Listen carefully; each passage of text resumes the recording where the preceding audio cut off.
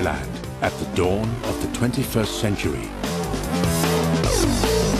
Times are changing in old Siam, and as past, present and future blur, only the fittest will survive.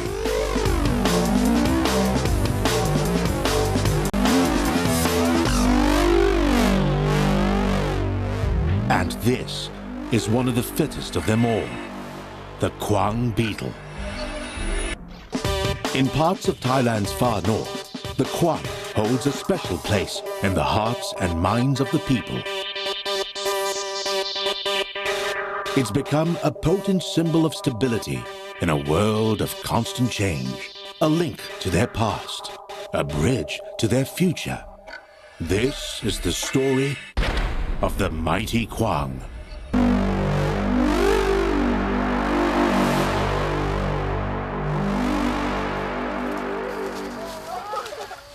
In the forests of northern Thailand, a new season has begun.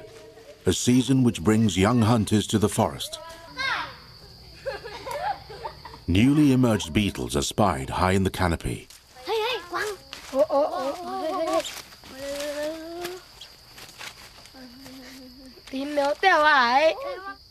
Although adult beetles only live for 2 or 3 months, their short lives have an extraordinary impact on the people of northern Thailand.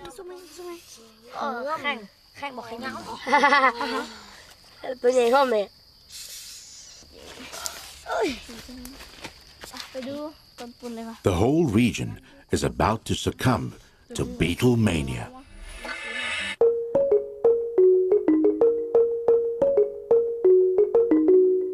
For more than 5 centuries, the north of Thailand was a separate country, ruled independently from the rest of Siam. It was known as Lanna, land of a million rice fields.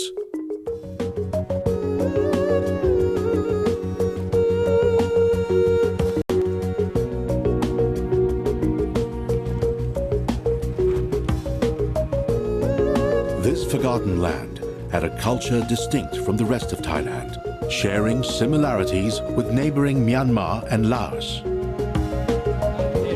The Lanna kingdom had its own language, system of law, and traditions. Traditions that are still kept alive today in some distant parts of the far north. One custom unique to the Lanna people is beetle fighting. Nowhere else in the world do people catch and train wild beetles for competition. But in Lanna, they've been doing it for centuries.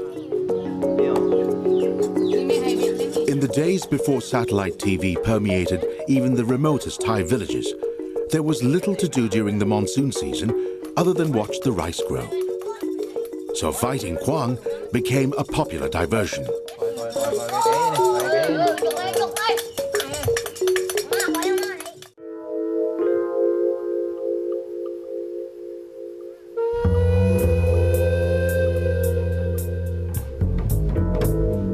Each season, Surachai comes to the jungles of far northern Thailand to survey the beetles' breeding grounds.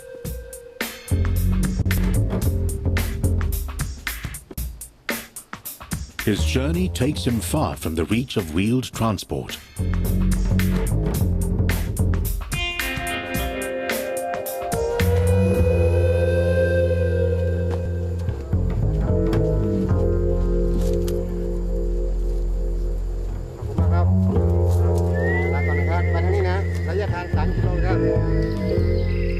It's in these remote, protected areas that the beetle has its best chance of survival. But each year, more forest disappears. In much of Thailand, people mistake the Kwang as a pest species. They use pesticides to keep the beetle off their crops. Yet the adult Kwang feeds only from the nectar of native trees.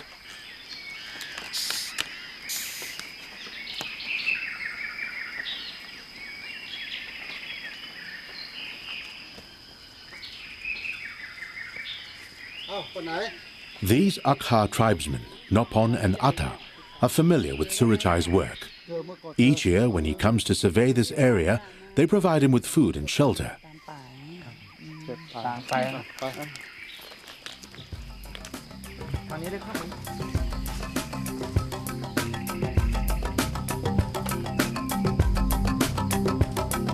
The Akha live in the lush mountains of northern Thailand. Being close to nature, they have an intimate knowledge of the animals and the plants of the jungle. They are finely tuned to the rhythms of the seasons.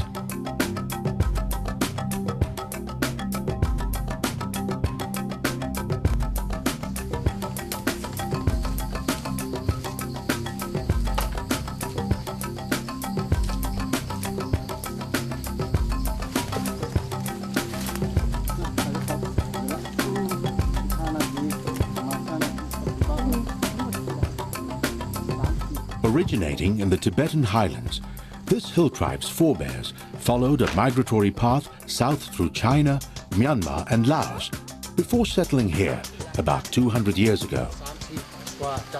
The Akha have kept their traditional way of life despite their displacement. The swing ceremony marks the beginning of the monsoon season and coincides with the emergence of the Kwang.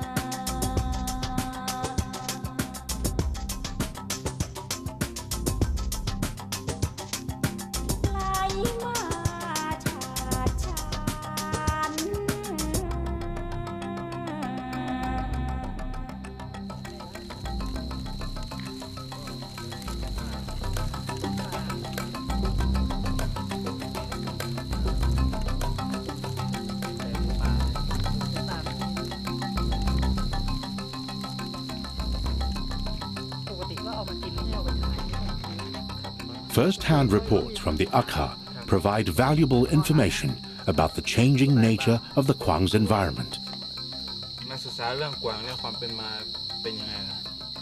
They see how the forest is changing and how the beetle population is in rapid decline.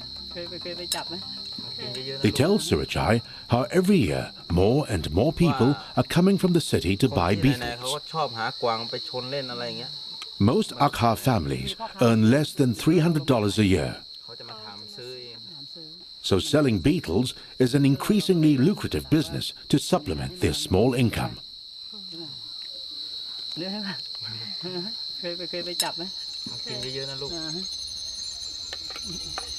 And beetles aren't just caught for fighting.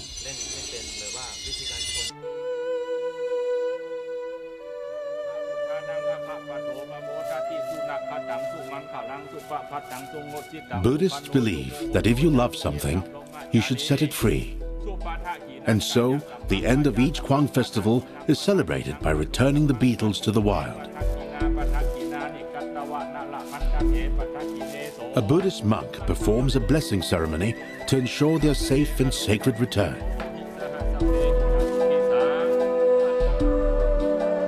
The beetles are now heading for home.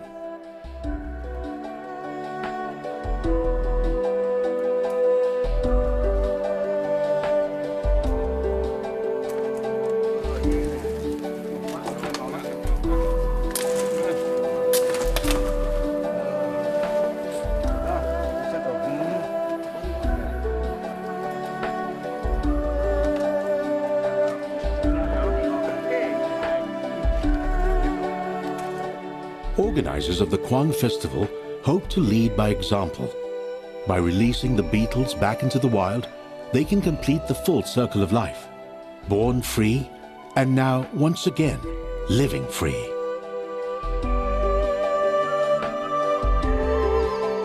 Of all the thousands of Kwang caught over the fight season, these are the lucky ones.